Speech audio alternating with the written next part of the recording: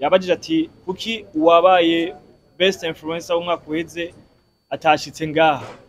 Igenda kwishure yuko kuba ataje ngaha si kubera hari ikosa canke si kubera ngo hatariho kutumvikana, ni kubera kuja mu higanwa vyonyene bizobaha inyungu nini cyane, kuko apa yo kudatsinda canke gutsinda twababwiye ko hari izindi nyigisho zizoba.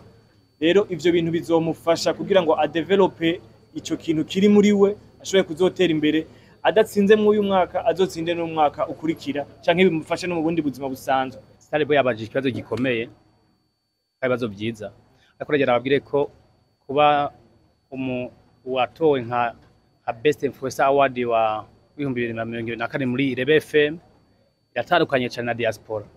Birashika Starboy akaryoherwa akavuga ikintu nka hujya umuntu yagize mariage no bifatamo, sindabizi vyakurikiye ko hariho ikikuba twateguye n'ubushimwe twateguye, kama ni noti zasohokeye hajya mwarabibonye, nta deni ryabayemo. Vuga ko twebyo twemeye nka Irebe company twicije muri Irebe FM yarakozwe.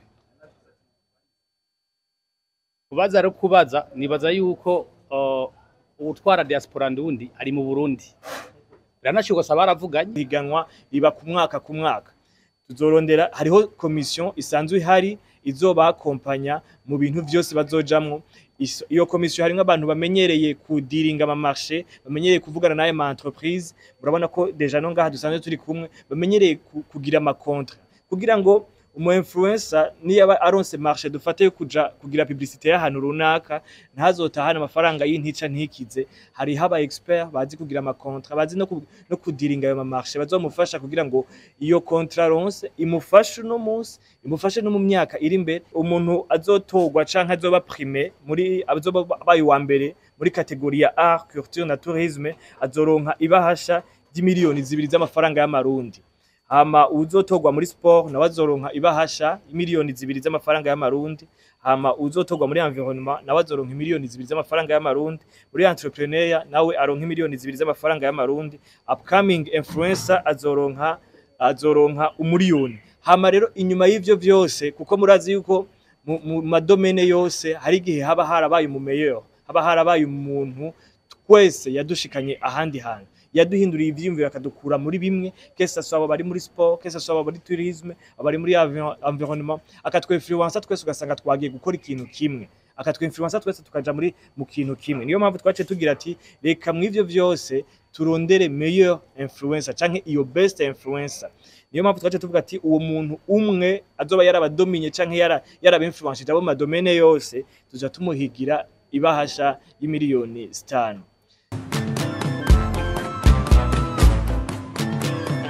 uko mwavyumvise Ntihavyarimana Auguste, umuyobozi mukuru wa Irebe company ariyo yavyaye Irebe FM. Irebe FM nayo akaba ariyo iriko irategura kino gikorwa ca Irebe Best Influencer Award, ariko igace bicisha mu gisata ca Irebe event.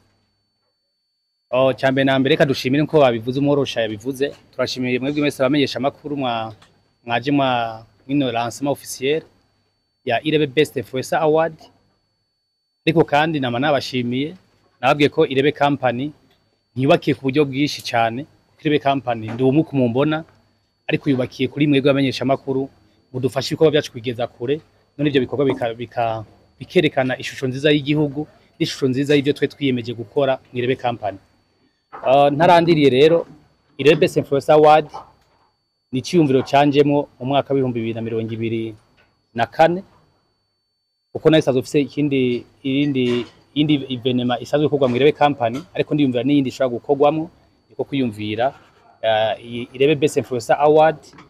Ariko mu kuyiyumvira ni muri yacu nabwiye ko Irebe, ijambo Irebe abantu benshi bazi mu Gishora, mwese murazi mu Gishora hano hita mu Irebe. Abenshi ntacibeza ko ari Irebe vya bindi byo mu Mwonga, hari hano bita mu Irebe mu Gishora. Abantu bamaze kuhagendera muraza amateka yaho, sino yarondagura kugira ngo nitwara umwanya muremure. Nibaza ko nzokora ikiganiro kiyaguye cyavyo, undi munsi uzokora nka conference ivuga ico kintu gusa. Ariko ijambo Irebe ni ijambo ry'iteka, no kuvuga ko iryo jambo itezwa gukora ibintu vy'iteka, na cyane biteza imbere ugwaruka, gateza imbere ibico n'akaranga, bigateza imbere igihugu cyacu ciza cy'u Burundi. rero nico kintu nashimikiye ko mu kwiyumvira ni kihe kintu nokora cyohurirwamo n'ugwaruka rutandukanye umuririmbyi akisangamwo ukina filime akisangamwo ukameramena akisangamwo ukuvuga mu influencer mumva ko ari umuntu mu bisata byose umuntu wese akisangamwo ko kwimvira iryo jambo kuko tubonye gwa gasore aduhe nayo kwikukira dadaduha araduha demokrasi nawe urafise icyo wokora ndafise icyo nokora umwe wese akagira icyo asize mu kino gihugu cacu canke inosi Imana duhaye ko kwimvira iryo jambo rero ndabashimiye kuba mwitavye rero nivyo novuga cyatumye nimvira iryo jambo cyangwa irebe Best Influencer Award kugira ngo tugeze igihugu cacu kure ndanabasaba afata amayimaje cyabandika inkuru ntimubikore nkako mwe ngo ahubwo mubikore nk'ibyanyu je ndashaka kubitanguza sida mugo mwebwe mukabibandanya ni mwebwe inguvu si jewe igikuru si cyumviro igikuru nabaza guca icyo cyumviro mu ngiro rero ndabashimiye cyane ndabahana ikaze na karibu murakoze cyane shimiye Nikita ashoboye kumpa uno mwanya ku mazina ni Ketia Yamuremye abasanzwe ndumenyesha makuru mugenzi wanyu ariko kandi nkaba nyoboye isamirizi Irebe FM ambajira ati isamirizi Irebe FM yatanguye ryari isamirizi Irebe FM ikorera hehe n'ibindi byinshi imaze kugera kuki isamirizi Irebe FM yatanguye itariki 15 z'ukwezi k'umunani umwaka w'2023 nukuvuga yuko tumaze imyaka 2 n'amezi arenga ko gatoyi tukaba dukorera muri quartier asiatique avenue Ntahangwa numero 33A isamirizi Irebe FM yatanguye ifise fréquence imwe dusamirana hano mu gisagara ca Bujumbura ariko mu mwaka uheze mu gikorwa nk'iki nkuko twe twabishikirije twe twavuze ati yuko mu migambi dufise harimwo yuko dushaka gushika no hagati mu gihugu Imana yashoboye kubidufasha turashikayo ubunye mu gihugu hagati bashaka kutwumva biciye kuri 100.2 tukaba kandi twatanguye isamirizi FM yatanguye ifise igisata kimwe ndavuga igisata c'ibiganiro ariko kuri no munsi tukaba dufise igisata c'amakuru naco nyene catanguye itariki 4 z'ukwezi kw'icenda mu mwaka uheze nukuvuga yuko kimaze umwaka rero turashimira umwe wese ahari mu byo yadufashije cyane cyane abamenyesha makuru muri kwa gufashanya ukuca nke kuriya kugira isamirizi Irebe FM igera higeze ubona yuko mu byo tubaze gukora harimo na kino gikorwa cha Irebe Best Influencer Award dushima Imana yuko igikorwa cyo mu mwaka uheze cagenze neza n'ubu kandi twizeye ko kizogenda neza turi kumwe namwe iyi edition ya kabiri nuko rero tubashimira cyane tubandaya tubashimira kandi tubandaya dufashanya rero nibaza yuko coordinateur wa kino gikorwa aza kubabwira byinshi cyane kubera ko utubijya turahari twinshi cyane dusumbirije murakoze neza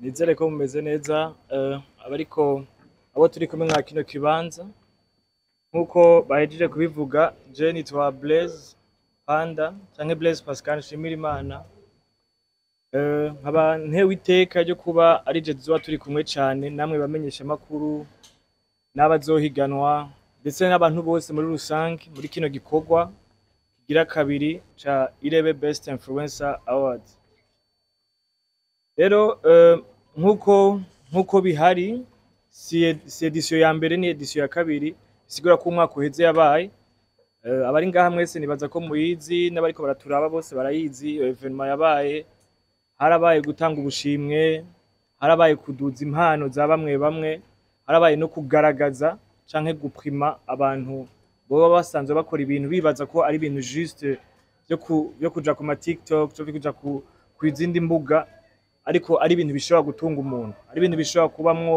akazi k'umuntu rero mw'iki gihe mw'iyi edition niho twafasha akanya turavuga ati turabiye ku byo twakoze mu mwaka uheze ni iyihe mpinyanyuro ni izihe wohindura kugira ngo ivyabaye mu mwaka uheze twongereze kuno munsi tunase neza kubijanye no kungene urwo rwaruka rwacu rusanzwe araba influencers barabe kungene nabo bo kwiteza imbere niyo mpamvu muza kuvyumva mu byo twapanze mu uyu mwaka yuko harimo ibintu byinshi vyiyongeye nimba waragize impano wagize bakwe canke waragize ako kantu Imana yagufyondeye cyo kuba ushobora ku-influence abantu, reka ntibiherere ngaho, reka biherere yuko ushobora kugira nawe icyo uterereye mu terambere ry'igihugu.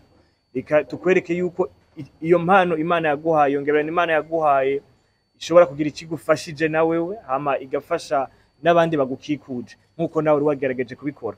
Rero tugerageje gusubira gatoya mu higanwa riheruka, nuko uwatsinze mwese mwaramubonye, mwese mwaramukurikiranye, mu nyuma yagiye araronka andi ma entreprise amwitaho, akaronka amakontra, akaronka ikintu cyose gishobora kumushikana. Rero muri iki ciyumviro cya Irebe Company, reka tubandanye twese tugifashanya kugira ngo tugishikane kure, hama nabo ba influencers bashobore kugira ico baronse muri bino bikorwa. Rero nkuko biri mu ntunganyo canke indinganizo canke integuro ya kino gikorwa, nuko mw'iki gihe evenement canke Irebe Best Influencer evenement izoba itariki 19 z'ukwezi kwa 12 muri 2025. Ati rero iyo evenement izoba canke iryo higanwa rizoba baje guhiganwa mu makategori basanzwe bakoreramo canke mu mice basanzwe barimo, kesa soit muri ubworozi, kwihangira umurimo canke entrepreneurship canke sport na art. Donc byose bizobe bitandukanye ku buryo tubaprima bivanye no kungene bose bagiye barakora mu bikorwa byabo. Hama turavuga ati ikindi twokora nuko tuzoduza ubushimwe, tuduze ubushimwe bose bashobore kugira ico baronse, kugira ngo ubushimwe bukire ico buzobafasha muri kazoza kabo mu buzima bwabo, ayo mafaranga bazoyakoreshe mu bindi bikorwa basanzwe bakora canke biteza imbere mu ivyo bikorwa byabo. Ikindi kandi nuko twashizeho kampanye yo kubigisha, kubashira ku murongo, kubakaburira ubwenge canke kubaronderera abantu bafise experience nini cyane mw'iyo domaine bagiye ku influenceamwo, bashobore kubafasha mu gutunganya neza ivyo bikorwa byabo. Hari abantu bibaza yuko kuba umu influencer ari ukugenda ugatora telefone, hama ukaja kuri TikTok cyangwa ukaja kuri Instagram, ukaja kuri WhatsApp, ukifata video and then ugashira kuri ayo ma platform ukaronka ama like menshi. Oya, habwo tugwanire yuko uko kuronka ama like menshi bigize impact muri societe, bigize impact muri societe, bigize ico bicontribute muri mugo rugendo n'igihugu kirimo.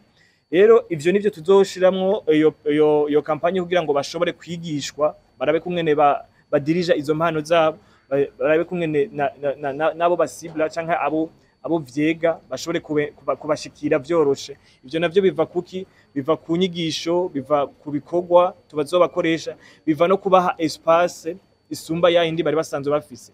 Donc dufate ko bari bafise ko influence muri domaine ya agriculture canke élevage, uragerageza kumuhigira abantu bashobora kumufasha mu ivyo bikorwa, bashobora kuba bafise n'ubundi bumenyi bwinshi cyane bwiyongereye kw'ivyo bintu asanzwe akora.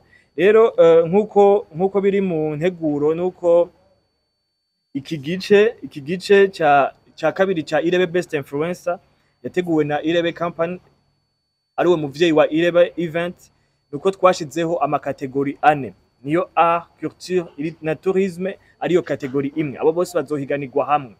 Hama sport ni kategori yindi, environnement ni yindi kategori, hamwe na kategori ya nyuma ariyo ya entrepreneuriat.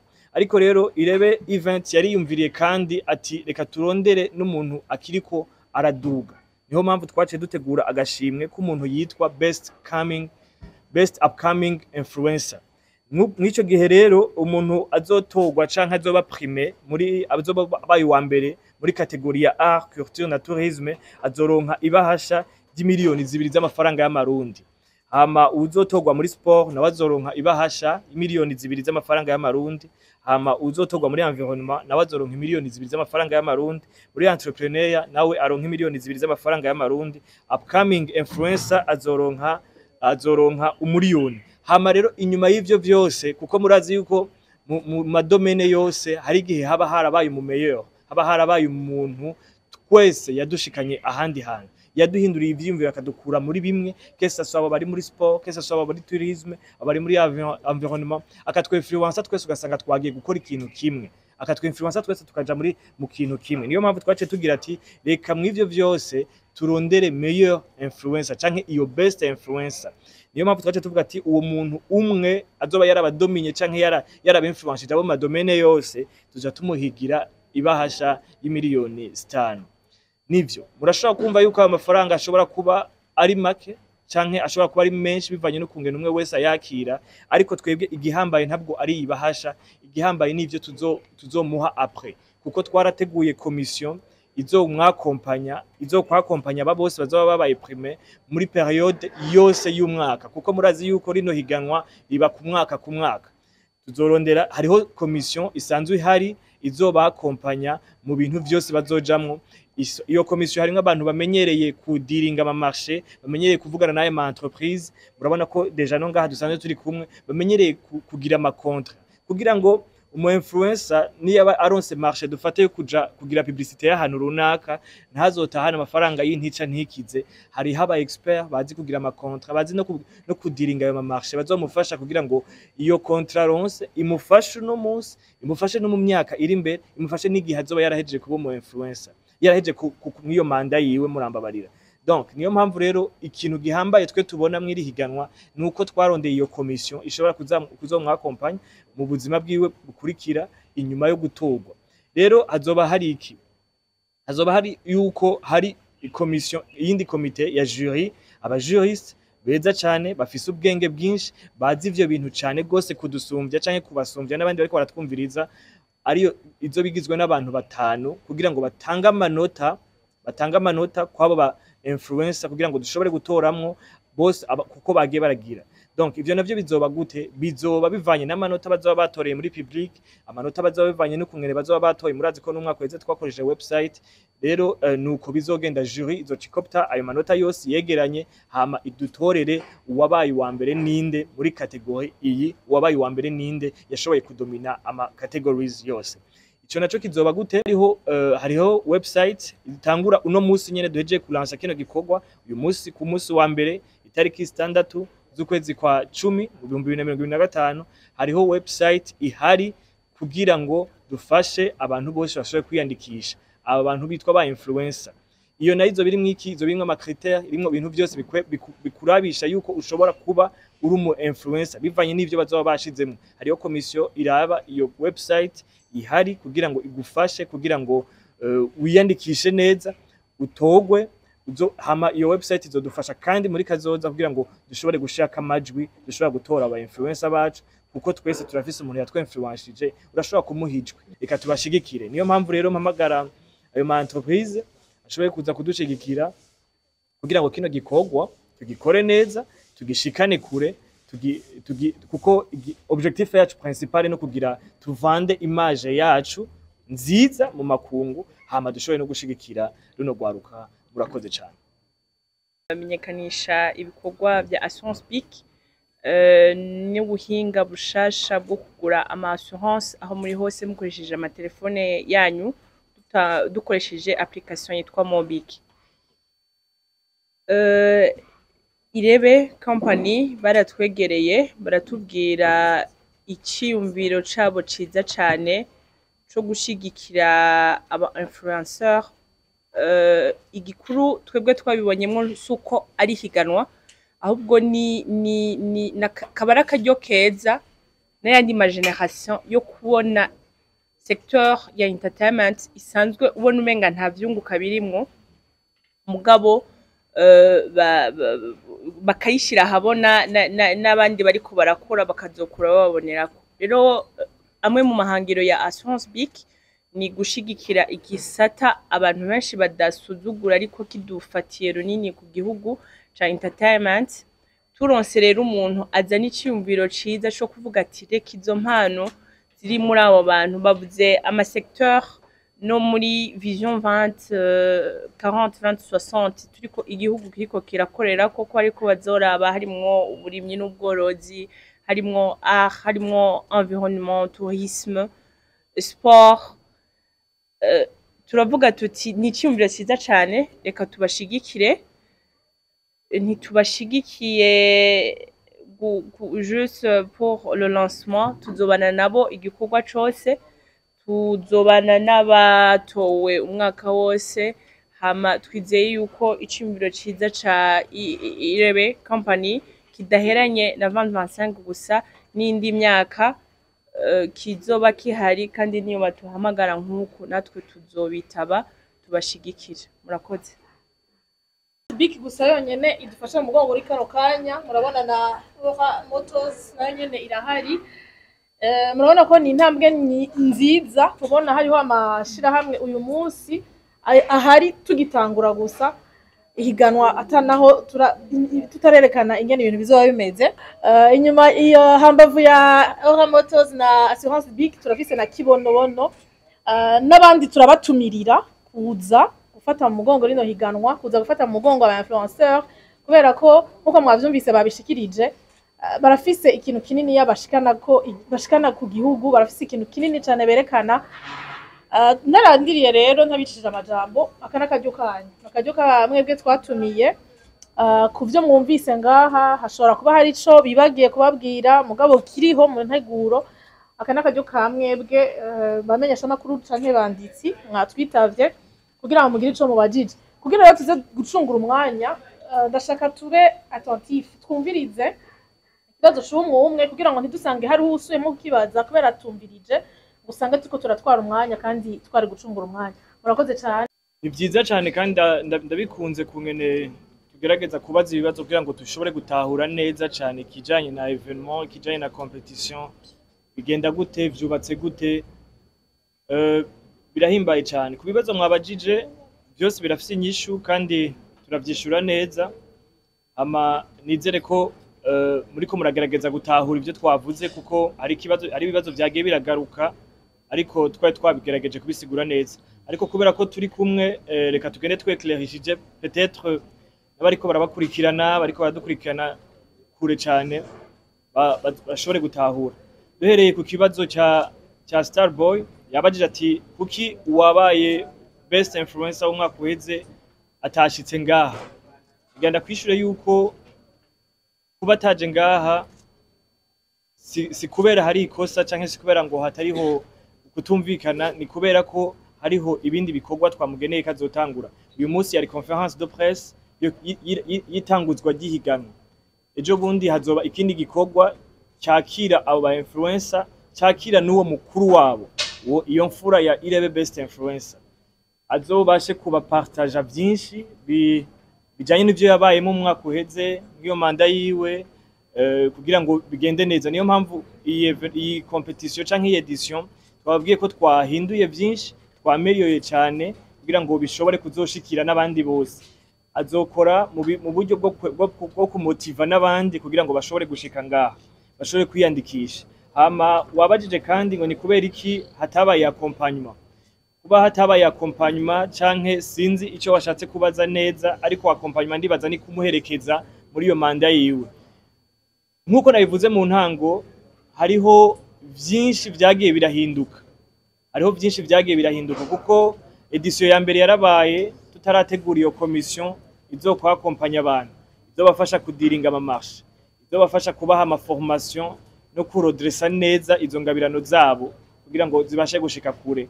Rero niyo mpamvu mw'iyi edition twongejemwo ibintu byinshi, twongezamwo amabahasha, dushiramwo ama categories kugira ngo bibashe gufasha bose, umwe wese ahari, kugira ngo yiyumve yuko ashobora guhiganwa. Rero ico kiri mu byo twameliyoye canke twongejemwo muri iyi edition ya accompagnement y'umuntu kugira ngo bizobandanye bigenda neza. Hama sinzi ko warubaje ikindi kibazo wabajije ngo jury harimo bande. Uyu mwanya ntiharagera ko tubavuga, ariko nibaza ko ejo canke ejo bundi muzobamenya neza cyane. Tugiye kuwitwa Nibitanga Prosper, yabajije yavuze ati bazokwiyandikisha gute, bazokwiyandikisha kuva ryari kugeza ryari. Nkuko nabivuze mu ntango, bazokwiyandikisha baciye kuri iyo website. Iyo website irahari kugira ngo ibafashe kwiyandikisha. Ibafashe kwiyandikisha baca bagenda babonye yuko biyanditse. Hama inyuma yo kwiyandikisha muri periode twavuze yuko izoshikako, kuko nibaza yuko iyandikwa bitangura kuno munsi nyene duhejeje kulansa ino activité canke ino edition, izoca ishika itariki 17 z'ukwezi kw'icumi. nibaza yuko murumva ko ari umwanya mutoya, nibaza ko muza kudufasha mwebwe ama media kugira ngo mudushikanire kure ino nkuru bose babashe kubimenya, abo mu mice yose kugira ngo bazobashe kudacikwa n'aya mahigwe yo kuba muri ino higanwa, kuko kuja mu higanwa vyonyene bizobaha inyungu nini cyane, kuko apa yo kudatsinda canke gutsinda twababwiye ko hari izindi nyigisho zizoba. Rero ivyo bintu bizomufasha kugira ngo adevelope ico kintu kiri muri we, ashobore kuzotera imbere, adatsinze mu uyu mwaka azotsinde no mwaka ukurikira, canke bimufashe no mu bundi buzima busanzwe. Yabajije izobera hehe final, nkuko mubimenyereye aho yabereye umwaka uheze ni izobera ngaha nyene hano kuri Arena itariki 19 z'ukwezi kwa 12 muri uyu mwaka turimwo 2025. Tugiye kuwitwa René Bizimana yabajije ati est-ce que culture na sport ko mwabishi ko bitandukanye kandi tukaba tuzi ko la culture fait partie ya sport, est-ce que vyo biri kumwe? Nagenda babwire yuko bitandukanye na makategori atandukanye, kubera sport ni gisata cigenga kiri ku ruhande, kuko muri sport harimo vyose, harimo abo ba natation, harimo abo ba football, harimo abo biruka, harimo bose bashobora kuba bari mu bindi vyinshi. Donc sport ni ikintu kinini, niyo mpamvu culture twace twishira hamwe na art na tourisme kugira bidufashe kurodressa neza canke kubashira hamwe abashobora kuba bakora bimwe. Rero abo bakora bimwe bazoba bari kuwo murongo wa mbere, mu kabiri ujemo sport, ama environnement na entrepreneur nkuko twabivuze mu makategori. Hama uwitwa Tony akorera ikinyamakuru Mukubito yatubajije ati itogwa rizoba gute? Nkuko twabivuze neza, nkuko nahemeje kubivuga, kandi nibaza ko inyishu yiwe yamaze kwitoramo, kuko navuze yuko hazoba hariho jeu nziza. Hama navuze yuko yo website ihari kugira ngo habe ko inscription, ongere hazobe ko na vote par après. Donc inscription ziheze, tumaze gusohora liste y'abantu biyandikishije, tumaze kubabereka ku ma video, muzoza murabikurikirana ku ma platform yose ya Irebe Media canke Irebe Company canke Irebe FM, muzoza murabikurikirana ko hose tuzobashirako dushaka ama video yabo n'ama video yose yo kubabwira kungene mwo batora no kungene muzoza kubashigikira, kuko n'amajwi yo ngaha mu kibanza ajya amajwi yo muri public azoba konta. Rero nkuko nabivuze itogwa nuko rizoba amajwi izobiri ngaho. Juri ni gisata cigenga itazinanye n'umuntu nkeka n'umwe, kizodufasha kugira ngo gitanga ayo manota, ntihazobemwo iyo nkunzi, ntihazobemwo iki, ibintu vyose hazobamo transparency nini cyane kugira ngo umuntu wese amenye amanota yiwe, amenye ni wamusumbije icatumye amusumba. Rero website nuko itunganijwe, hama na jury nuko itunganijwe, nibaza ko Tony yishuwe neza. Ikibazo cha Rosine akorera Itanganyika TV, nibaza yuko ico kibazo nogiha directrice wiri wa Irebe, nibaza yuko aza kumufasha kugira ngo amubwire imbono ya Irebe FM kugira ngo ico kintu cyo kuba izoshika kure akimwishure. Muri Starboy ari kibazo yabajije kijanye na diaspora, nibaza ko nogiha CEO kugira aguhe umuco ukwiye. Murakoze cyane. Starboy yabajije ikibazo gikomeye, ibibazo byiza, ariko ragera ababwire ko kuba watowe nka Best Influencer Award wa 2024 muri Irebe FM yatandukanye cyane na diaspora, kuko katwari dushimira abantu badufashe mu mugongo no munsi. Urabona ko muze yambaye kata company imwe twari dufise, bateguye kiro gikorwa 100% nka Irebe company mugabo bitije muri Irebe FM. Dushimira abantu abatwara Irebe event ba DJ Rafa n'abahanuzi bakuru bawiri, twaraye amajoro menshi kugira muri bino bintu, twaraye amajoro menshi cyane. Rero ico gihe birashika Starboy akaryoherwa akavuga ikintu nka hujya umuntu yagize mariage no bifatamo, sindabizi byakurikiye ko hariho ikikuba twateguye n'ubushimwe twateguye, kama ni noti zasohokeye hajya mwarabibonye, nta deni ryabayemo. Vuga ko twebye twemeye nka Irebe company twicije muri Irebe FM yarakozwe. Kubaza ro kubaza, nibaza yuko utwara diaspora ndundi ari mu Burundi, biranashiko saba baravuganye kimya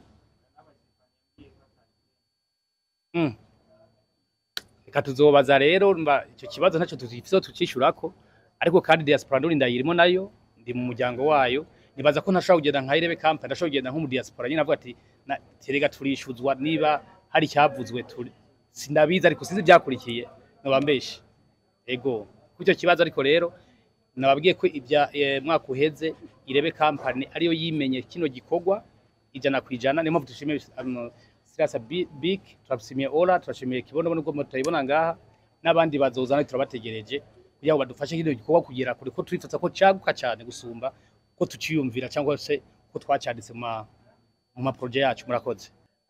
Murakoze cyane. Hari ikibazo cabajijwe cerekeye Isamizi Irebe FM. Yabajije ati mbega imbono y'Isamizi Irebe FM ni ya hehe kugira ishobore kuba internationale, ishobore gushika mu mahanga, nuwo mu best influencer mbega azofasha gute Isamizi Irebe FM?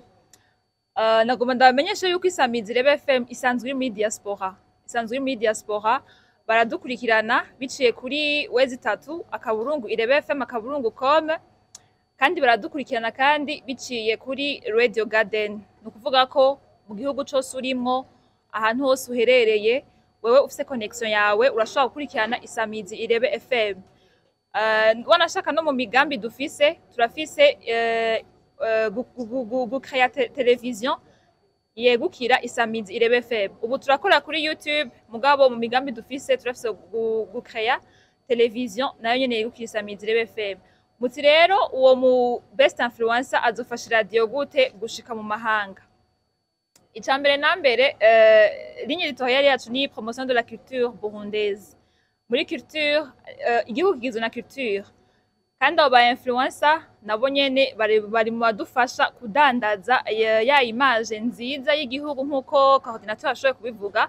Rero muri ico gihe uri mu mahanga azovuga ati ni best influencer. Best influencer yateguwe nande? Yateguwe na Irebe FM.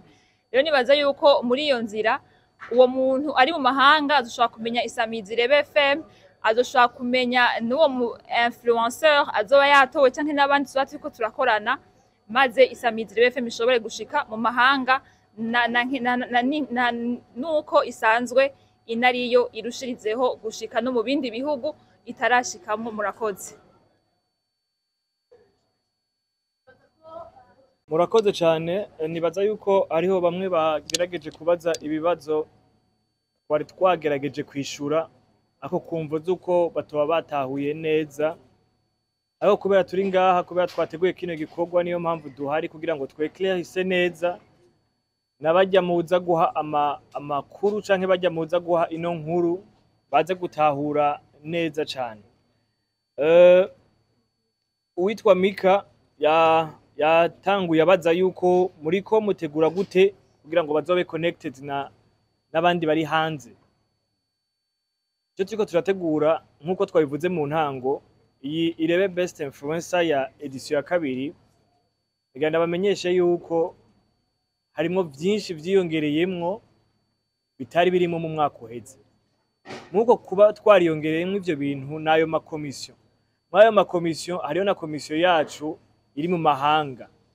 Mu mahanga hari abantu bacu turiko turakorana muri komite barimwo, atakindi kintu kibaradishinga ari kugira ngo dutore uwo muntu bamufashe kumushikana kure. Kuko ikibazo yabajije kiza kuhava kiza kwishura ibibazo vya Yves, ikibazo ca igihugu kitega iki kuri bo. Mu kwitega kuri abo ba influencer nuko nabo nyene ico kintu twateguye cyo kugira ngo tuba connecte hanze, ico kintu twateguye kugira ngo tubigishe, kugira ngo turodresse izo mpano zabo, ico kintu twateguye kugira ngo tubahe inguvu kesa swa kuri accompagnement, kugira ngo tubashe kubafasha kudiringa nayo ma entreprise manini bahiriwe bahishije. Hano ho dufise na menshi, mwi edition dufise menshi azoza gushika muri December, muzo bamaze kuzibona nyinshi. Hari gihe boca bagira chance yo kuba babanje kuba connected canke bakaronka ama marché mwizo nyene tuzoba turi kumwe, kuko zizoba zabakurikiranye guhera mu ntango gushika ku munsi wa evenement. Zizoba zarababonye, zizoba zarabumvise nico bashoboye. Rero mwico gihe ico igihugu citega kuri bo niyo contribution, iyo impact batera muri societe, kugira ngo babashe kuduha umurongo mwiza, babashe izo mpano zabo babashe kuzivyazamwo amafaranga. Niyo mpamvu mubona ko nuno munsi twadugije ubushimwe nkuko twabivuze mu ntango, twaradugije ubushimwe kugira ngo nabo babashe kugira ico baronse mw'ico gikorwa, babashe no gucrea n'umugambi canke bitunganiriza umurimo wabo mwayo mafaranga. Si make, ni menshi ashobora kugira ico agufashije. Hama tugerageje gufashanya nuko abo bazoza kwiyandikisha, website iratunganijwe neza. Utunenge twoba twarabaye mu mwaka uheze kijanye na website ku kijanye na situation twese twoba turimwo, que ce soit ya connexion canke yiki, ubu twaragitunganije neza.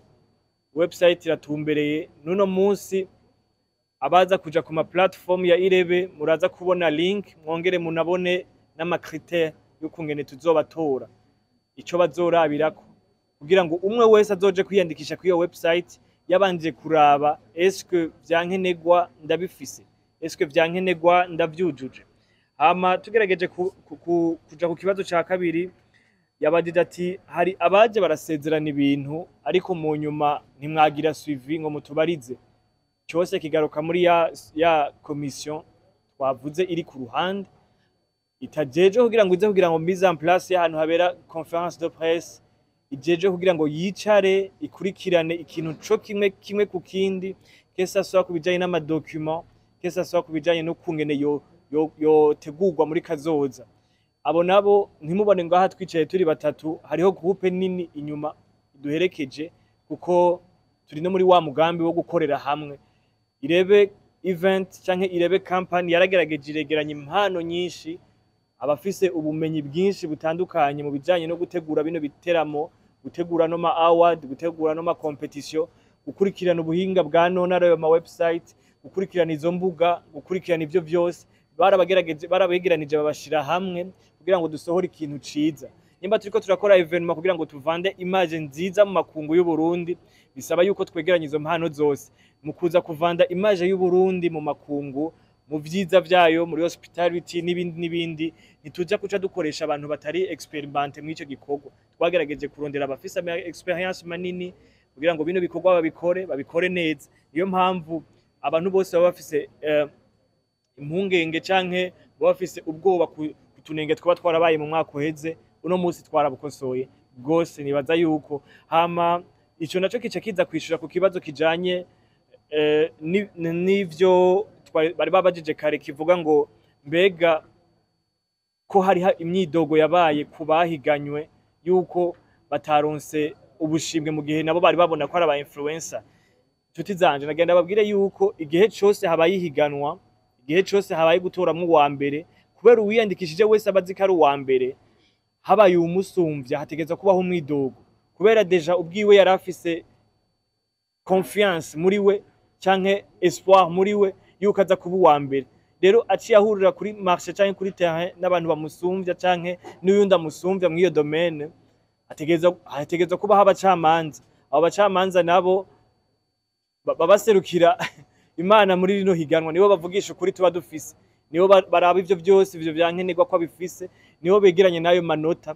Habwo ico no basaba mwebwe muzogerageze kubikurikirana, twababwiye aho bizoba biriko biraca ni ku ma platform yose ya Irebe, que ce soit ya FM canke ya media kuri YouTube, murabe kungene biriko birakurikirana kugira abo bose mwumva ko mushigikiye mubaha ayo manota yanyu. Ico kija kibandanyana n'icya website yuko ntihazoba ingorane nimwe kubijanye nuko bazotorwa canke bazokwiyandikisha, kuko website yacu ifise umu expert cane, kuko twamba tuyikoresha no mu bindi bikorwa. Abo bantu turamaze kubakoresha no mu bindi bikorwa, turamaze kubona yuko mu website atangorane nimwe iba. Rero mutwizere, kandi nkuko mwabikoze mu mwaka uheze, yuno mwaka iraje ifise iyindi shusho kugira ngo ibashe guhindura ivyo muba mwarabonye. Kuri edition ya kabiri twarabonye projet yabo,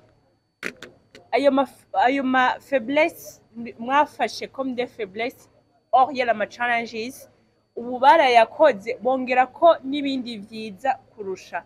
Mpamagarira rero abanditsi n'abamenyesha makuru mushigikire iki gikorwa cane, kuko si igikorwa ca Irebe ahubwo ni igikorwa c'igihugu. Umu influencer bakunze gukoresha ngo kudarapa, niyo ya darapa Uburundi ntazodarapa Irebe gusa, azodarapa niyo radio yamushigikiye, n'uwo mwanditsi w'umumenyeshamakuru yamushigikiye, n'uwo munyamitahe yashigikiye ico gikorwa. Ndabahamagariye mufatikanye natwe, mufatikanye na Irebe, mushigikira iki gikorwa kuva ku ntango gushika no kwiherezo. Murakoze cyane. Kibonobono twahisemwo gushigikira Irebe FM muri no evenement canke muri kino gikorwa kidasanzwe, kuko two turaraba uko projet yabo itunganijwe, twabonye ari igikorwa ciza giha ishusho nziza igihugu, kandi iyo tuvuze guha ishusho nziza igihugu n'umwene gihugu muri rusange. Hanyuma dufatiye ku byo rusanzwe two turakora muri Kibonobono, turabona yuko bari muri vision y'iwacu canke bari mu ntumbero y'iwacu. Rero iyo tubonye umuntu ari mu ntumbero y'iwacu, tubona ko dufise ibikorwa bimwe byo kugira ngo dushobore guteza imbere igihugu cacu, nitworeka kugira ico dukoze kandi tubishoboye. Rero nka Kibonobono twahisemwo gushigikira kino gikorwa kubera yuko twabonye yuko Irebe iriko irabikora neza, kandi ko projet bitunganijwe ari bimwe mu byo natwe muri Kibonobono twakwifuza ko byokorwa mu gihugu cacu Burundi. Rero cyose n'akaryo keza kugira ngo dushimira abateguye ino event, kumbure nibaza ko baza kudukurikirana kumbuga ngukana bumenyi, ntibigarukire hano ahubwo n'abandi babona yuko kino shimbiro bogishima baze kubashigikira. Nibaza yuko ibikorwa ntibirahera, birashahari nubwo no mwaka batoshigikira, ariko kundi mwaka bakazoshigikira. Murakoze. Ndabaramukije mwese, nanje nkaba nitwa Alida Florine Nziza, nkaba ndi umu ingénieur architecte muri entreprise yitwa Isra Construction. Rero twarumvise kino kintu c'aba influencer, turumva natwe ko twoshigikira ko ari ikintu ciza giteza imbere igihugu, na cane cane ugwaruka mu ngabire zitandukanye baba bafise. Turavuga ati natwe ntitwosigara inyuma, reka tubafate mu mugongo kuko ari ikintu ciza cyane. Yego, kuko natwe dukora mu bintu byo kubaka, umva ni ikintu ciza giteza imbere igihugu n'ugwaruka. Turavuga ati reka natwe twifatanye nabo. Donc ivyo dukora turubaka construction na home design, turagira interior design, tukagurisha n'amamateriaux de construction canke ivyo mu nzu kuba baba babikeneye, tukagira n'ama cuisine. Donc hari tukora ama activité atandukanye ariko en gros bijanye na construction. Rero niteka gufatanya namwe iki kintu, nukuri tubari inyuma kandi bizogenda neza. Murakoze.